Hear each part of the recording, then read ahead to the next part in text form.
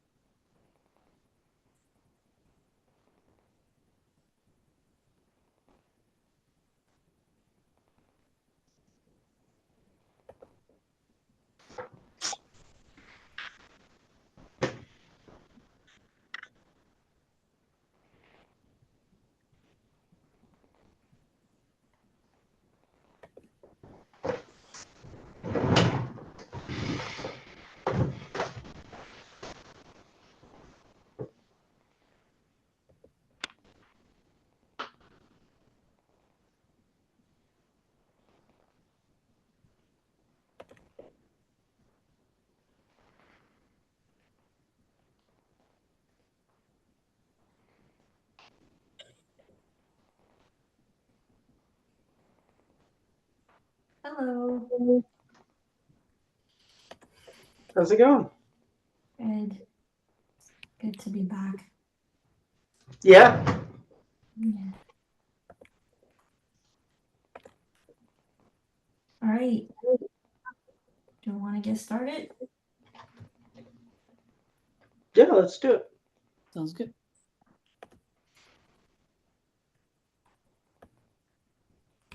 I think we get to do triage on this meeting, right? You want to like time box it?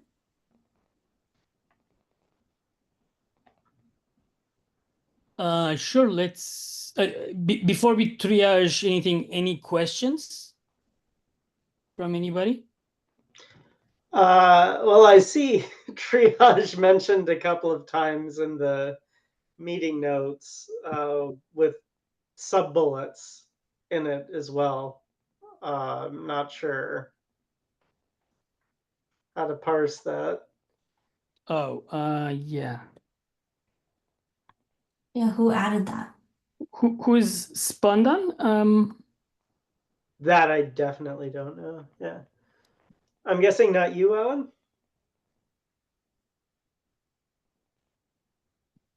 Oh, sorry. Hey, folks. No, that's not me. I'm just here tuning in. Nothing major on my part. Hi. I mean, let's. Maybe somebody was going to join in. They can't join. Maybe we can do it next call. I guess, I mean, this is a recorded call. We could talk about it. Like, I don't know if anyone has anything to say about it. I definitely have a, like, wait and see what the embedded mutation feature will do in Kubernetes, because I have a feeling it will handle this use case, and handling this use case would prevent us from handling the use cases that we do handle, like external data with mutation.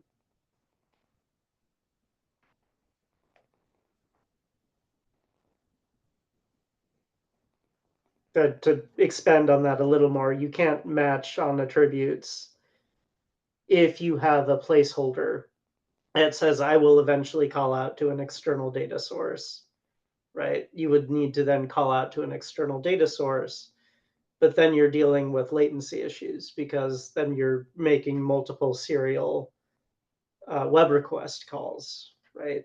And that's really bad for mutation because mutation is called serially generally. So you're looking at least double the latency, probably more, because Gatekeeper itself iterates until convergence. So the ability for us to parallelize external data calls depends on behaviors like not matching off of fields.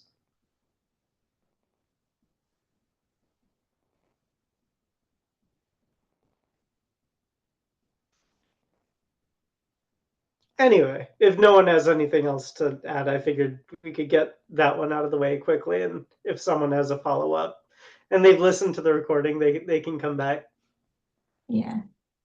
We can also tag them on Slack maybe, just to let them know, please join the next one or something, if they Yeah. have additional things to add. And are you involved with the map KEP, the mutating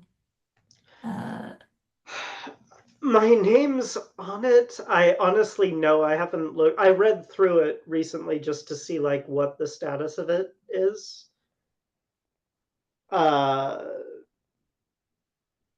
Frankly, it's not something, particularly the way it's going, that I would be particularly comfortable endorsing. Like mutation in Kubernetes just generally makes me somewhat uncomfortable. And this seems like a way to turn the Kubernetes control plane into a Turing machine. But if other people are fine with that level of risk, great. Like that means that it can be exported to core Kubernetes and people cannot have latency concerns. yeah. I think it's overall the right place for mutation if you're going to do mutation. So I put this issue in the current milestone. Sorry, let me paste it. Sorry, I'm talking while copying things. I put it in the chat. So given that map is like alpha in 130, might be good to just do a compare contrast to, and then maybe use the alpha releases as an opportunity to get feedback. I think Get feedback on what on exactly? the map KEP. Oh, like for the map KEP should get feedback for itself. Yeah. Do we want to do the similar thing we did for Gatekeeper, like generate map versus built-in GK mutation? No. I think this is a functionality I'm more than happy to defer to core Kubernetes.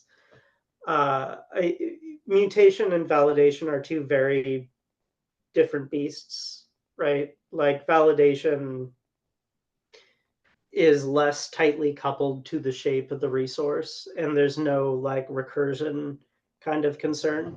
I think if anything, what we may want to do is be able to read map objects and accommodate them for things like expansion, so that users can still, as accurately as possible, map out deployments, creating pods, that kind of thing, right? Because if users are using a map to inject, say, a sidecar or a monitoring port or some sort of security configuration or what have you, it would be good for us to be able to mock that out.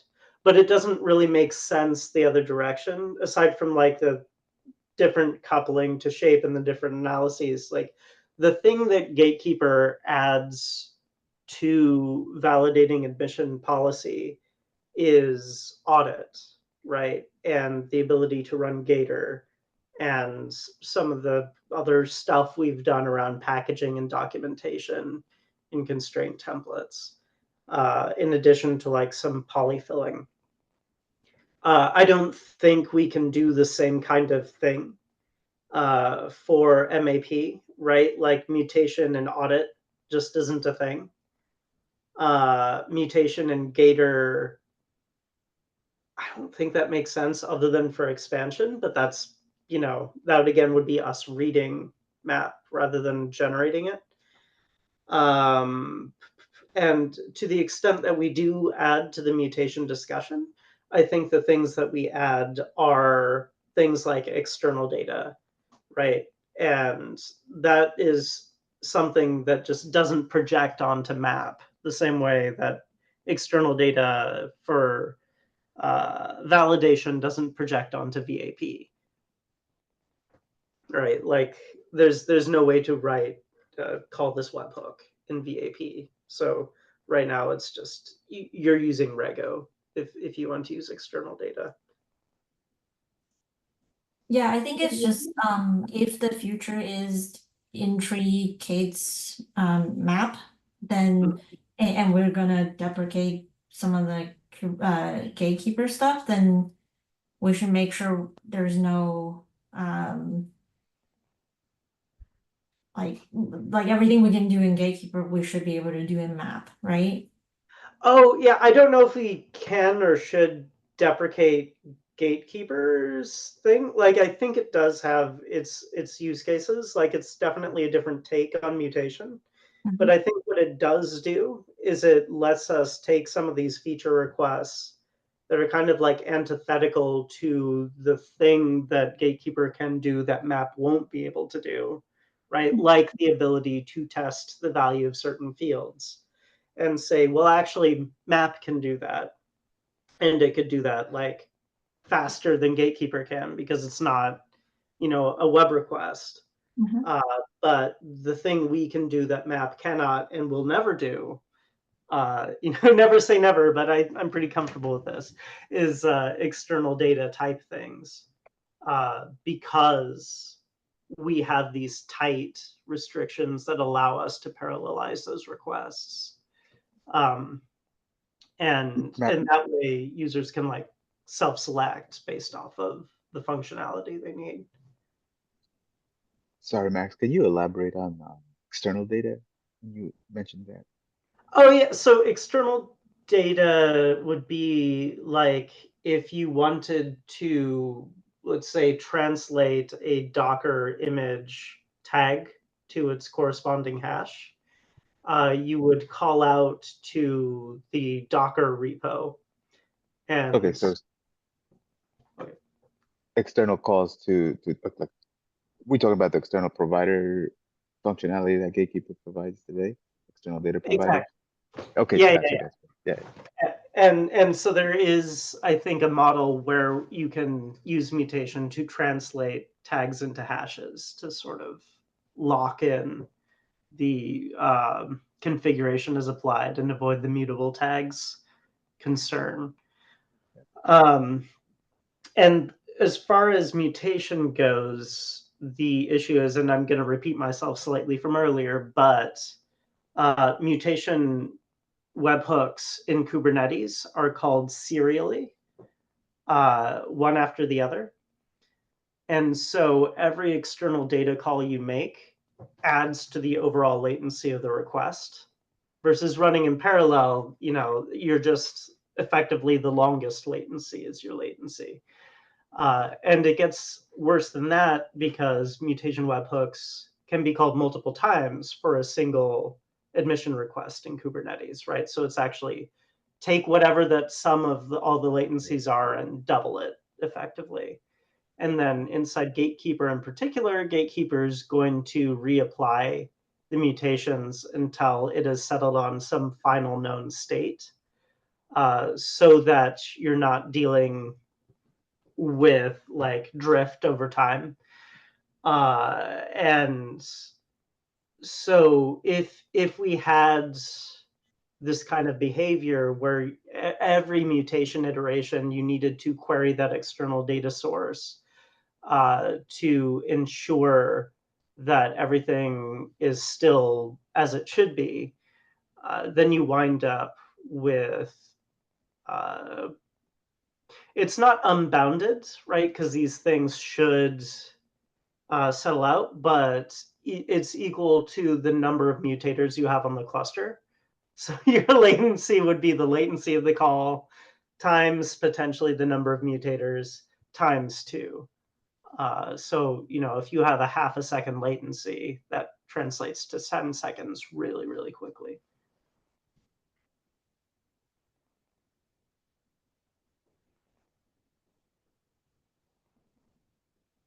Okay, so I think there's still value in that issue, right? In which issue? The One. stand-in one? The one where we give feedback, right? Oh, well, I think we should definitely, for users who are interested in the type of functionality that's cited in that issue, we should drive them to the mutating the MAP project and say, try this, definitely give them feedback. No, I think I don't mean just that particular issue, the user open, but basically we have a list of things that people have been asking for, right? For gatekeeper mutation. I just want to make sure like the map kept actually tries to solve those problems, right? yeah, if we we could go through that list and give it to them if you'd like. Yeah, because I think for a while we've been basically saying like, let's hold off on any additional new things in Gatekeeper, right? Because we want to make sure that's we think that's a better experience if it does what it does, right? So anyway, well, let's just follow up in that issue. Yeah. Yeah, I would be pretty surprised if it didn't meet everyone's expectations there. Like most of the people's expectations are, hey, can this one field test the value of this other field? Map can do that.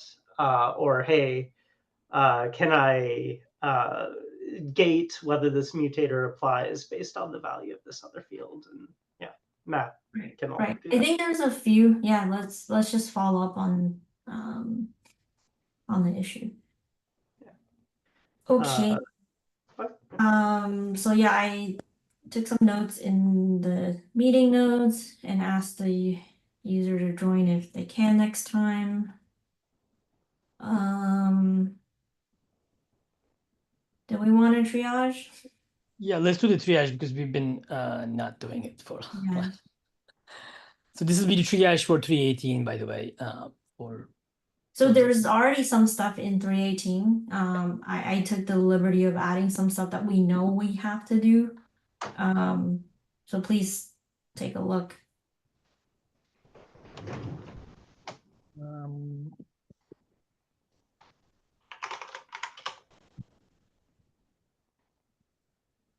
Does anyone want to share their screen? I can share it. 1 second. Okay, thank you. I think I'm sharing the correct one. Do we want to time box this? Yeah. Like 30 minutes? 30 minutes would be 250. And we have 2 other topics. Okay. 15 minutes? 20 minutes? Yeah, let's do 15. Okay. All right. Do you want to go through the 318 ones, or do you want to just look at the other ones that are triaged? Let's just skim through this real quick in case somebody thinks one of these shouldn't be in, right?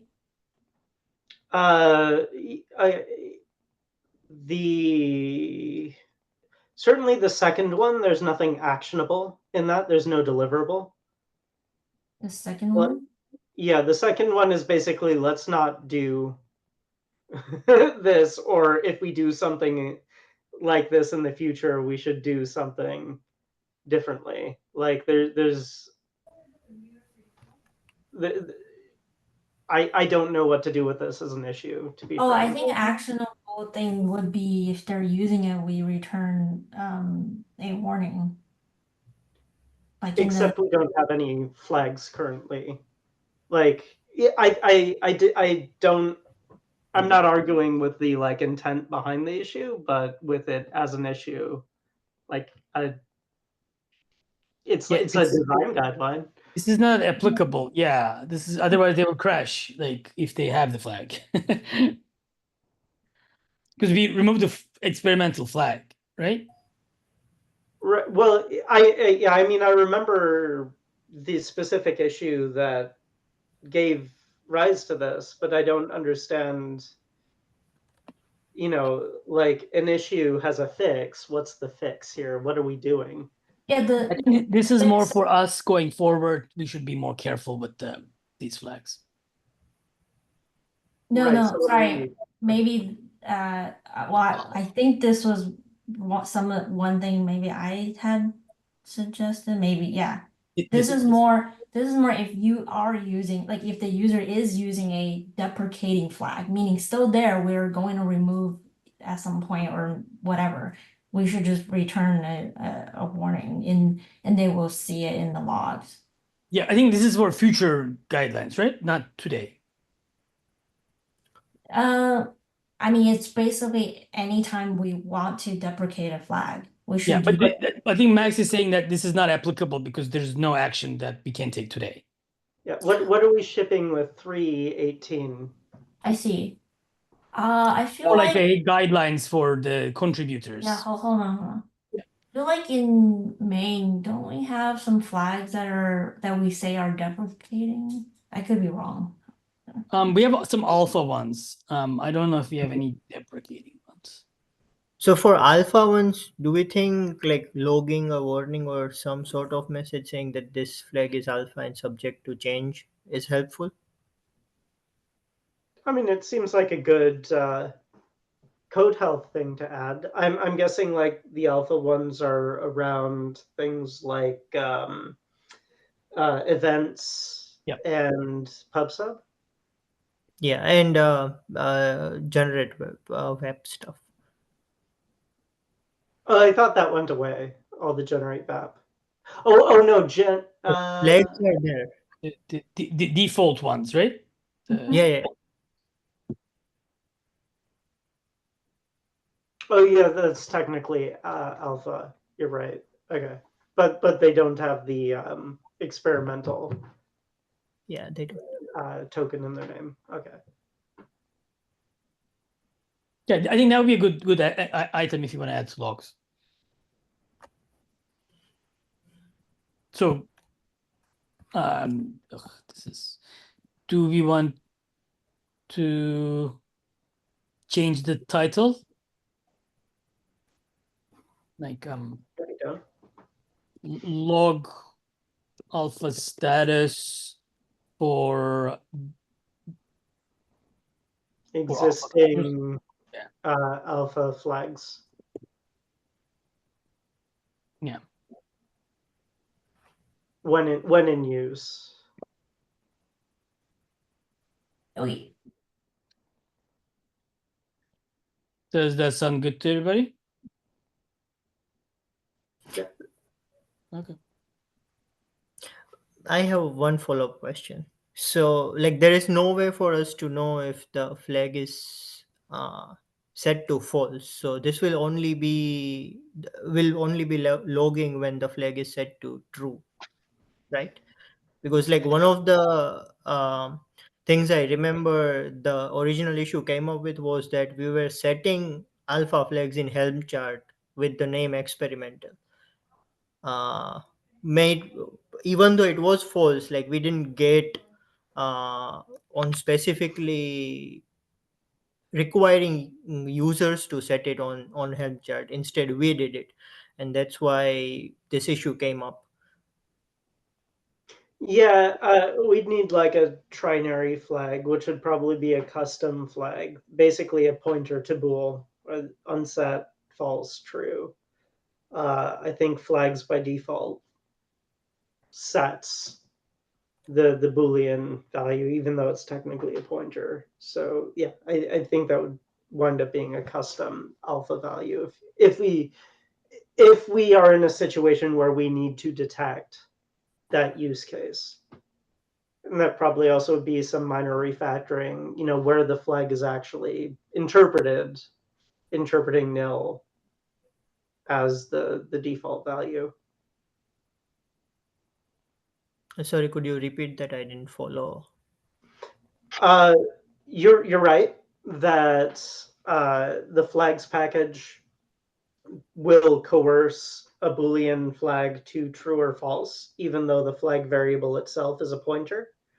So if we wanted to, for those fields that are Boolean, detect unset, we probably need to have a custom flag value with a custom parsing setting logic in order to be able to have that trinary state of true, false, nil.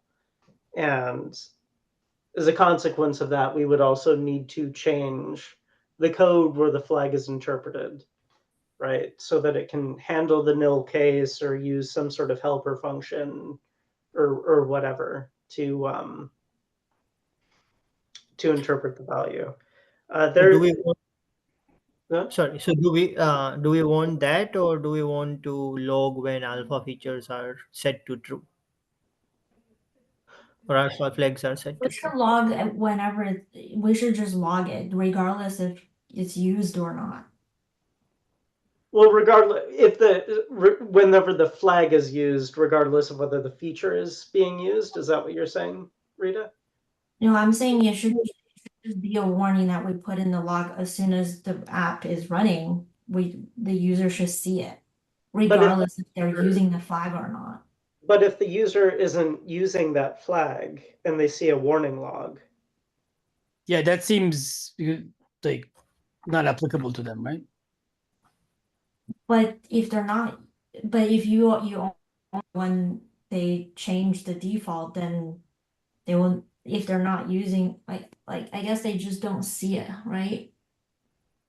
yeah. Well, I think we're kind of talking past each other. I think we all agree the case we're concerned about is if a user is in a situation where if that flag goes away, they are in trouble. Or sorry, if that flag remains and we update the binary, they would be in trouble.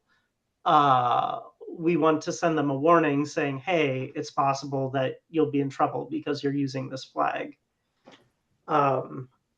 But users who aren't setting the flag, so they don't care whether we're parsing the flag or not, whether it's registered in the binary or not, they don't need to know because they're not at risk. And actually, a warning would be deceptive because it'd be like, why am I getting a warning? Should I be doing something? Okay, that's fair.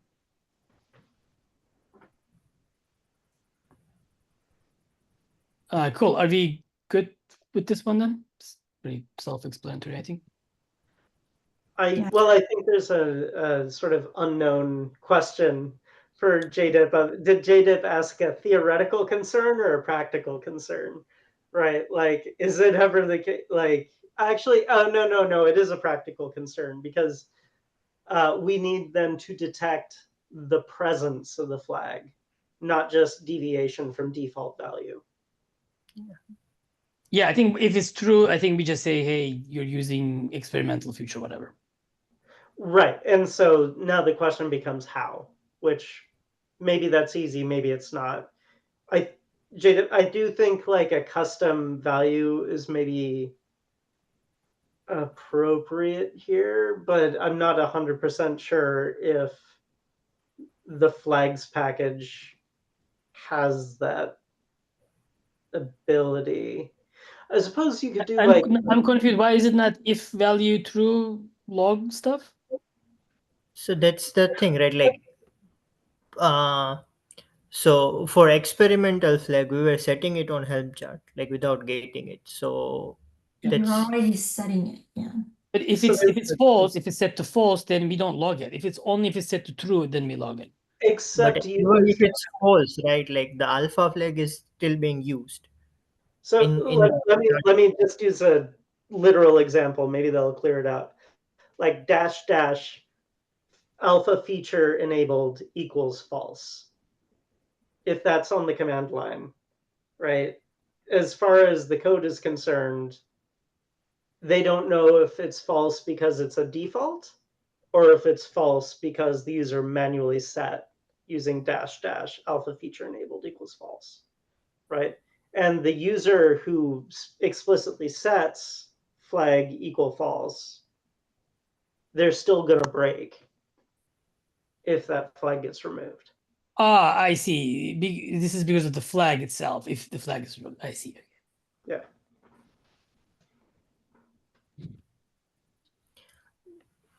We can probably discuss this offline or on the issue if we move, Yeah. move forward with it. But I think we know that we want to detect that state. There's just a question of can we and how. So I see. Yeah. maybe it'll solve itself. And we can also just like do the first things, right? If this explicitly is true, then we log it. Yeah, I understand it doesn't cover the removed case, but they'll still know that, hey, if they are using it.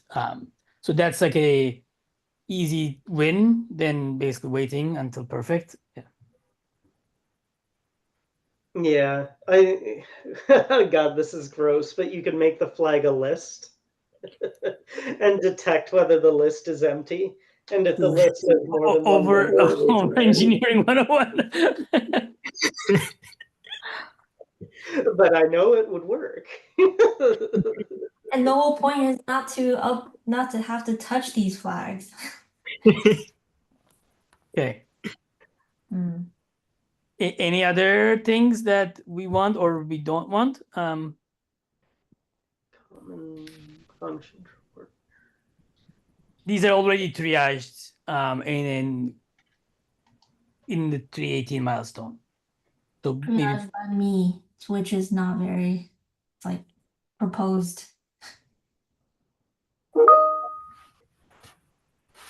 Okay, some Helm cleanup. Writing audit violations to disk. Do we want to defer that one because JDIP has that generic interface thing? Aren't these related? So this would be in form of driver. So we'll first be defining interface and then adding a driver. But yeah, I think we can just rename this one to defining an interface. yeah, I see. And in this kind of aligns with PubSub, we'll just be writing to disk. Yeah, yeah.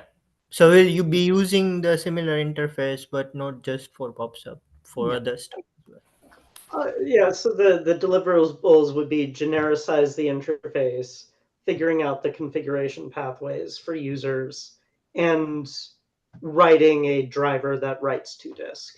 Yeah, makes sense. Mm-hmm.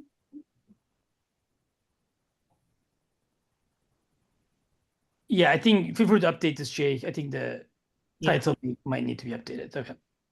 Yeah, and maybe break it up into like smaller issues if you want to be more granular. Yeah, yeah. I do that. Yeah, this is just a placeholder, right? Yeah. Move this. Okay, yeah, that one we should definitely do this release. Rita, have you already put effort into that? Or if I can Which one? find someone to take Which that one? with the move the driver K8s native from framework. I Oh, you don't own it. Oh, sorry, go ahead. I think you proposed this, Max, before. I thought Right. I was asking if anyone had started work on it. I thought JDIP was beginning to look at it, right? Because even in the last release, he was gonna do it as part of his giant PR, but we convinced him don't do that. So I don't know. I think this is a question for JDIP if he has bandwidth or prefers somebody else. I mean, I am looking at that interface Okay. one, and I can take a look at it at this one as well.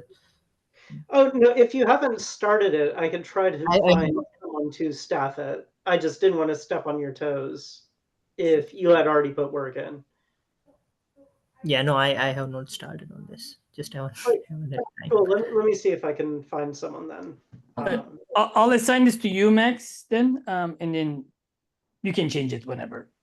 Okay, cool. Cool.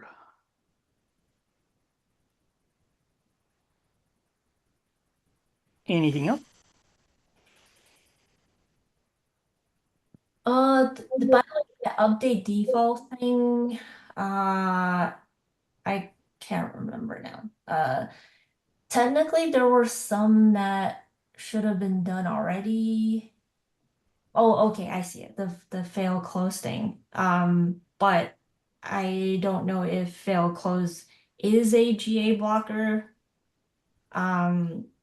But the other topic is actually one of the topics I added to the agenda.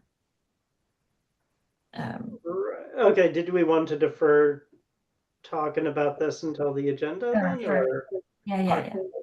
I don't know if you can do that for Gatekeeper if this is blocked on KK. No, I think it's I'm trying to think. Oh, okay. So sorry, I'm trying to remember the context. So if you remember in framework today, we explicitly have it fail open, right? Because of this issue, right? So I agree with you. You know, K8s shouldn't be blocking this, which pretty much means then we are okay with going GA with this feature without fail closed. Right? That's what it means. But say the fail closed for us to offer it that this issue, the failure thing needs to be addressed. Yes. On KK, right? I have thoughts on that. But I also don't We think can it's come back to it. yeah. Yeah, but this was just like making sure there are like we change some of the defaults before we go GA. And by the way, do we want to GA the feature in 3.18? If we could cross the threshold for GA, sure, why not? Okay. Yeah, so this is sort of a tracking issue. And if we don't think fail close belongs here, I'm happy to open another issue. It doesn't matter. Yeah. Okay. Okay. So let's go to the next one.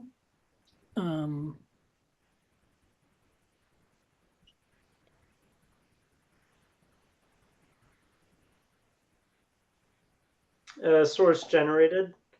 I thought he was working on it. No? Am I dreaming? Someone is working on. Yeah, David is working on it. That's right. Okay. Should we? Is it already assigned to him? I don't think so. I I'll don't think David has permissions to. What permissions are required for assigning issues? Is it I like, don't have permissions to assign it to myself. Was that? I can unassign it to myself, but I don't think I can assign it. I assign to you, David. But yeah, you need to be on the org to assign. Like as a collaborator, or is it full maintainer permissions? No, collaborator. Add Yeah. yourself to the org, right? Yeah, I mean not add yourself, but we'll have to. Add I don't think I have permissions. Okay. I don't think I have permissions, but Rita or Max, you might have, or we can ask Styra to add. Yeah, I'll look a little bit after this.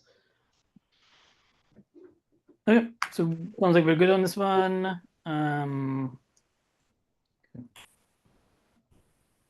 then for any of the open PRs, do we want to maybe let's go through that very fast, and we want to target for 3.18. Do we want to do the Gator sync test support? I think we already had one approval. Has that been touched in a long time? Yeah. AC Pon has approval is rotted at this point, I would say. Like that would have been months ago. So do we want to take a look at it and add it? Obviously new reviews and everything. I mean, either close it or restart work on it. Which do we do? 318. I mean, it sounds like it's done already. It just needs reviews. I don't know. I mean, is it close? Can you tell from the review? Yeah, I think Alex just approved it. Yeah. Yeah, I think it just requires review from us. Yeah. Since January. Oh my gosh. Apologies, Andan, if you're listening. So do we still want this feature scheduled for 318 or like just? I don't care. Like we're unless like we want to like restart work, like the initial contributor. Like I personally, I'm not going to spend cycles getting it to work. I'll spend cycles reviewing it. But Yeah, I think it just requires review from us. And obviously Anand will need to pick up the any review changes. Yeah. Yeah, like if there's still interest from Anand in getting it done, Yeah. I'm down. How about I just ping Anand here? Anand, are you still interested in getting this to merge? Right. And then if she says yes, then we can add to the milestone. Does that sound Sounds good? good. Oh, okay. Time boxing passed. Can we go back to the agenda? Sorry. I would like a review for this one before we close this one, because I think currently it's I already reviewed it, no? no. Yeah, I did get back to you. Can you chat that in the maintainers chat so I can remember to do that? Yeah, I'll have to add you. Oh, okay. Yeah, that works too. Then I'll get an email. There's a few PRs that's like that is just waiting for reviews, I guess. Yeah. Yeah, and before we close, I also want to check this one. Do we want to get this to merge? If so, I will make an effort. If you don't think it's good, then like I'll close this. I think it's entertaining. Yeah, and this will be experimental. Like there's yeah, don't get me wrong. Yeah. Yeah. Like yeah. So I it being in there would make me happy. But Yeah, I would like to see it. So, but if you can spare the reviews, and then we'll get it to merged, we'll have it on 318. But this is like all alpha stuff, right? Yeah, it's all experimental. Yeah, there. So I guess my point is like, I think it's not just the code, right? There's also like, do we add it to the website? Do we the messaging around the code? Yeah. like, is there a demo? Like I like it's like more work basically. Yeah. I also would like to add it for what it's worth, right? There's already a demo, by the way. Understood, but you get my point. It's not just code, right? It's also like a little bit of work to make sure we get people to try it. Oh yeah, absolutely, yeah. So we can add to the docs and whatever. Sure. Yeah, I'm totally fine with that. So if you wanna get the reviews in, and I'm happy to do the rest of the work. Okay. I mean, we can add it to the milestone and then let's see. Okay. And it's not just this one, it's also the framework one, right? Yeah, the framework is merged in first, yeah. Yeah, that one's first, yeah. And then I'll have to rebase with the new frameworks. Okay. The good thing is that this forces us to deal with more than just two drivers, right? Rego, VAP cell, LLM. Yeah. Yeah, it just needs keys to talk to some engine. Well, yeah, I mean, we can do that locally too. So Sure. Okay, can we go back to the agenda or like the fail close bug? this one? Yeah. Okay. Okay. I think I already discussed this a bit with Max. And my thought was like, until this is fixed, I don't see how we can do fail close. I think we can do fail closed. I think that we can actually, this is one area where Gatekeeper can improve over VAP, right? Mhm. Like, so my understanding of this is if you have, let's just say a fresh cluster, just so that the control plane's empty, and you kubectl apply the CRD, the parameter definition, the binding, and the policy definition all at once, the parameter object won't be populated because it takes a while for the CRD to be processed. Is that roughly correct? Yeah. But if the CRD is pre-existing and the Kubernetes control plane is just restarted, that's not an issue. Yeah. Okay, so yeah, this is one area where Gatekeeper can do a little better because Gatekeeper can wait to create the definition, or sorry, the binding, if we wanted to. Yeah, So I just feel like this should be fixed in Kubernetes core anyway. it should be fixed in Kubernetes core. I agree, but until it is fixed, Gatekeeper gives users with this problem a better experience than raw VAP does, right? Right, Because right. But again, like let's say both take cycles, like where do we want to spend the time, right? Like if both take time, I would much rather just fix it in Kubernetes core because the impact there is bigger. But Then I thought it didn't really affect KK so much because it's like a special case for us. it's not special case. Like anytime if you were to, you know, deploy a CRD and a VAP thing like at the same time, like really quickly, you'll see this. But Right, but it is because it's more, I guess, visible for us because that's very visible for us because the Yeah. way Gatekeeper is. Yes. not a huge concern for Kubernetes because it's not like a big use case. But I it can actually be, yeah.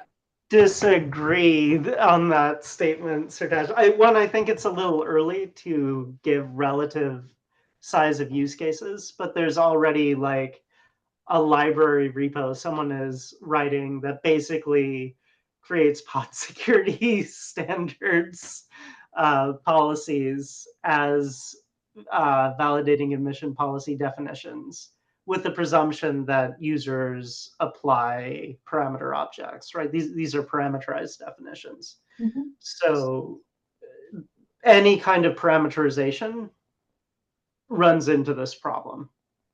And I think that there's a time lag to when people will start to use parameterization, but I do think it will be the main use case. Yeah, and then I'm saying this because the only plus one is me on this issue. Right. So it hasn't yet caused pain. It just will cause pain. And again, this is because the way Gatekeeper is because we create custom resources. Yeah.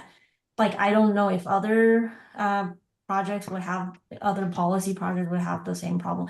But regardless, right, coming back to this problem at hand, like again, I know we can fix it. We could do some workarounds in Gatekeeper.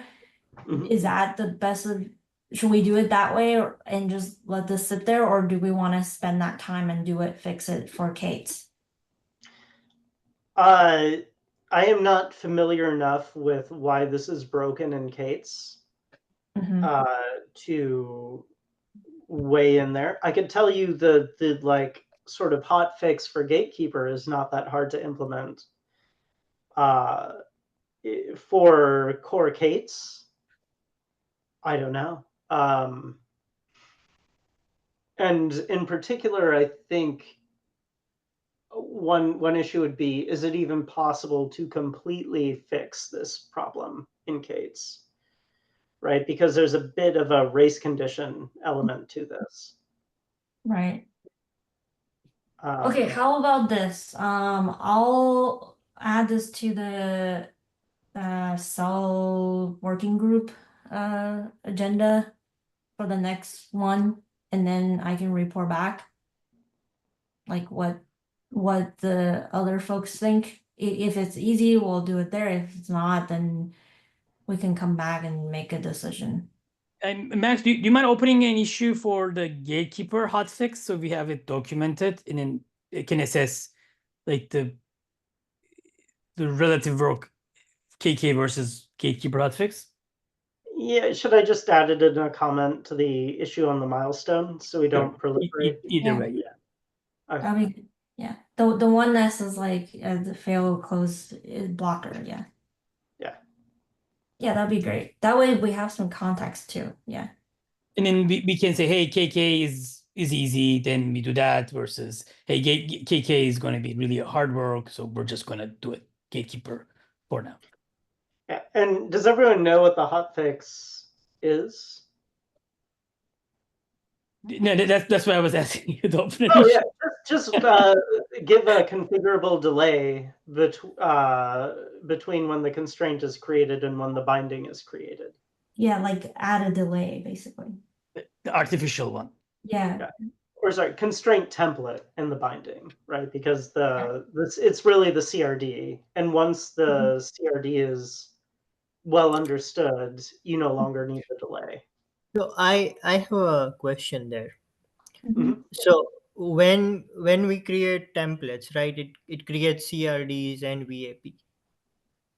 Okay, and the paramref field is on VAP. Okay, cool. Yeah, that makes sense. Okay. I thought it would Yes, be you're in bindings. I got confused. Yeah. Yeah, this is basically sleep 30 seconds. Yeah. But see, I don't like that. Yeah, I know, but it'll But be I mean, It's like really gross. the fix would be to wait till CRD is available and then generate VAP, right? Rather than having a Yeah, artificial. we could check the reconciler could sleep and come back and check if it exists. If so, then we create, yeah. Yeah, and then this is only applies if the default wrap binding creates whatever the flag was is on. Yeah. No, well, I mean, yeah, I mean, we wouldn't create a binding if we weren't going to create a binding. But is there something observable on the CRD resource that lets us know that the API server is in a good spot, Rita? Like, is there something other than wait 30 seconds that we can look at? We can look, but this is the existence of the CRD, right? So if you don't even have the CRD, there's nothing to check.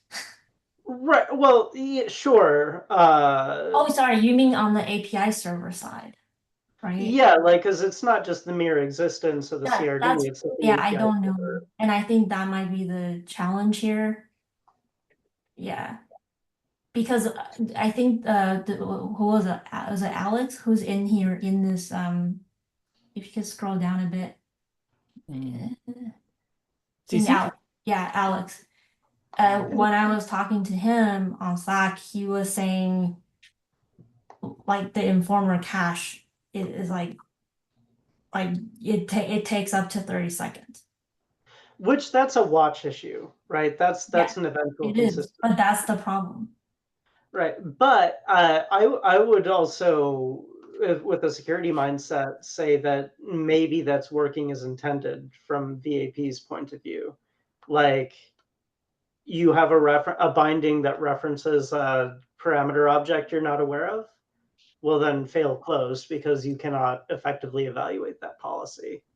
Like, it'll get healthy eventually, but yeah, right. But it's just a terrible experience. well, it's. Oh, I see your point. You're saying, okay, I think I know your point. Your point is that is the intended behavior for VAP, right? So it's not a bad gatekeeper experience. That's just how VAP works. You can argue. Yeah. Because you want to fail closed, right? If the parameter doesn't exist. Yeah. I mean, I guess in like day-to-day situation, you would already have these policies enforced. So this only came up because we are running like tests, right? So tests, they are very quick. But if it's like actual production uses of a policy, it wouldn't be a problem because the policies would have been enforced a long time ago, right? Like it wouldn't be like a racing condition. Well, I mean, it Well, depends, I also- guess. If it's like infrastructure as code, like you create the cluster, you deploy the policies, then that might be it. Yes. And it could block other Kubernetes resources too. It's possible. Yep. Yeah. Right. I mean, and that's eventual consistency. You know, in some ways, CRDs have always had this problem, right? Like applying CRDs and CRs in the same scope, or constraint templates eventually create CRDs. That played weirdly with Argo for a bit. You know, is it a problem or is it a feature? I don't know. I see people running into the behavior more often with CI. Whether a maintainer would accept that as a bug, right? And certainly I think a security person would say that's a feature. Nice. And definitely pros and cons each, yeah. But it depends on your policy. It could actually bring down the cluster, right? Like again, it depends on the scope of the policy. Yeah, there is a recursion thing where you can deny the creation of the parameters. Yes, that's right. So again, when I reported this at the time, I think Alex recognized this as a bug. I think, you know, even talking to CC, I think she recognized it. I think it's just having a dev looking at it, spend time on it, you know? Yeah, well, I see the recognition as 30 seconds seems too long. Mm-hmm. Too long is to me different from this should never happen, though. I mean, everything has some delay for sure. It's just what is acceptable. And But I I feel like, think any yeah. delay would be an issue for gatekeeper, right? I mean, even Gatekeeper has its own delays, right? I Right, think, but yeah. again, what is acceptable? Yeah, I mean, Gatekeeper, honestly, like it's kind of in the same, like you could create a constraint template, wait a day, create constraints, and you won't hit this issue. Same as VAP. Yeah. But we don't have fail close today. That's the difference. No, I think my point is even if the delay is like shorter, because we do it at the same time, it is more likely to affect us. Is that Yeah, right? understood. But again, if it's just like tests, we can ask some delays for tests, but it's more how does this actually impact people in production, I think. Yeah, personally, the more I think about it, the more I like the time delay after creating constraint templates, because that lets users choose their own path, right? Would they prefer immediate creation, no waiting? Sure, there'll be some like, you know, blackout periods or whatever. Or do they prefer to have like a little bit of time delay so they can kubectl apply everything at once and not have to worry? And to the same thing, so basically I was thinking like if we were asking users to add this delay in CI, we might as well handle it in Gatekeeper for everybody. Yeah. Okay, this is helpful discussion. Just for full diligence, I think I will still like just pick their brains and you know capture the how to do this in K8s somewhere so that we have a record of it. But definitely I think the gatekeeper solution might be faster if we just want to unblock ourselves. And plus, like we might need that anyway, regardless of the delay. Yeah. And having something in our documentation that says this is just how K8s behaves will probably go a long way to inoculating ourselves Sounds good. against complaints. Okay. Jay dropped, but I know he had another item on the list. Can we go to that? I think it's just a doc, right? And I'm guessing he wants us to review it. Yeah, so I spent like a little bit of time looking at it.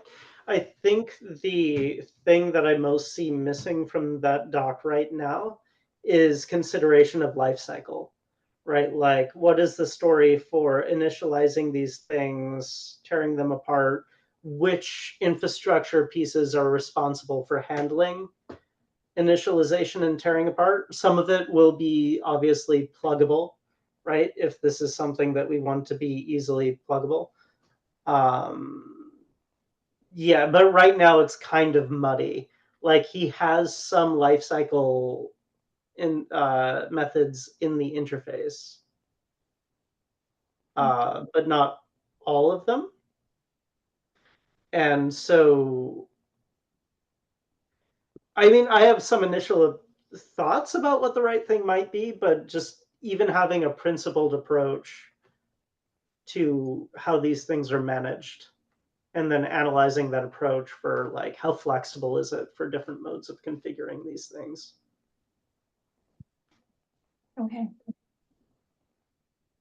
Just in case he like asks and wants to be like unblocked on what we could look at for the doc. Okay. Yeah, I haven't even I came back and I see the doc, I'm like, cool. So yeah, I'll go through it. And thanks for the review. I'll definitely follow up in the doc. Yeah. Yeah, and also I tagged you on some of the library PRs if you get a chance. Yeah. Thanks. Yeah. Sorry, I did one. Oh, Yeah, by the way, we are hitting some pretty common issues in the library with Yeah. VAP.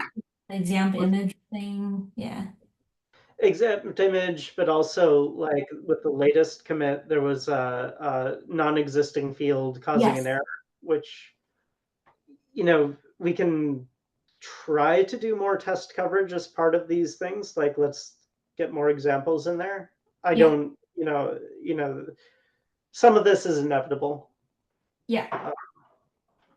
Yeah. I mean, again, that is just those PRs been sitting there for a long time, and because we were prioritizing on the release, right? So anyway, yeah. Oh, there's some new ones, right? Jay put the bunch in yesterday, last week. Oh yeah, he had some new ones. I was referring to like the really old ones that I did. Oh, It's been a I while. forgot I have a hard out. Well, yeah, just let me know if you have any questions or concerns. Okay? Yeah. Yeah. All right. Bye. Good to see you. Bye. Good to see you too.